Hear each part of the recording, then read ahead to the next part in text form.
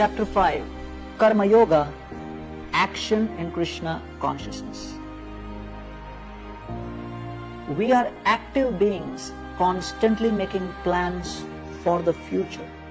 Our thoughts manifest in actions, repeated actions from habits. Those habits make up our character, and that character determines our destiny. As Teilhard de Chardin famously commented, we are not human beings on a spiritual journey, but rather we are spiritual beings on a human journey. Every journey starts with a step, and in chapter 5, Krishna explains how to take steps in the right direction. There are steps leading to further entanglement in worldly complexities, but there are also steps leading to a life of liberation, freedom, and tranquility. Kayena manasa buddhya kevalair indriyair api yogina karma kurvanti sangam tyaktva shuddhaye. The yogis, abandoning attachment, act with body, mind, intelligence, and even with the senses only for the purpose of purification. S for stay in the world, T for three doers, E for equal vision, and P for peace. Verses 1 to 12, the theme of stay in the world, S. Arjuna is still confused. Despite Krishna's explanation in chapter 3, Arjuna still considers work and renunciation to be mutually exclusive paths. Thus, Krishna elaborates on how an individual who works in a spiritual consciousness is automatically elevated to the platform of renunciation. If one engages in righteous work, offering the results to God, all the while keeping alert to the ultimate goal, then such work becomes worship. For most people, it would be premature and detrimental to sever themselves from worldly relationships and duties in pursuance of spiritual perfection. Thus, the path of Karma Yoga offers a progressive means of spiritual development while simultaneously staying in the world.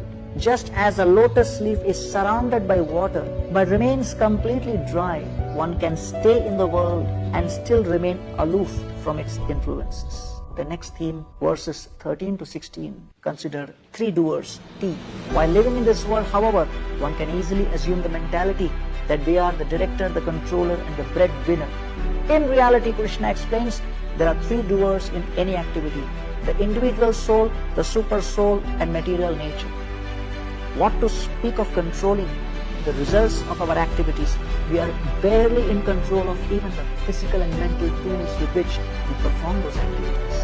The individual soul can only desire. That desire is then sanctioned by God, who resides within the heart as super soul, and then the ability to perform that activity comes from material nature, which arranges the necessary facilities.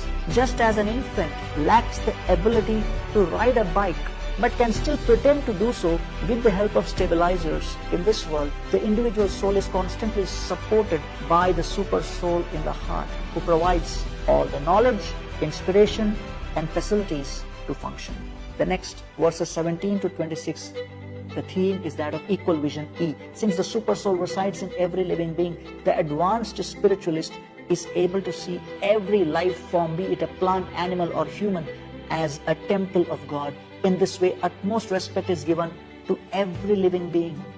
Different bodies with different qualities are produced according to one's past actions, yet each entity is of the same spiritual quality. Thus, the spiritualist is not only free of racism, nationalism, ageism, and sexism, but also speciesism.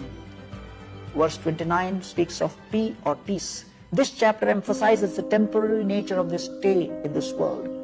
We come into this world with nothing, and we leave with nothing. In the interim, our claims to proprietorships and attachments to various objects create fear, insecurity, and conflict. Change is a constant theme in this world. Our relationships are changing, the environment is changing, our possessions are changing, and our desires are also changing. To the extent that we develop a sense of detachment and understanding the Supreme Lord to be the proprietor and ourselves as simply caretakers, to that extent we can experience a sense of peace within.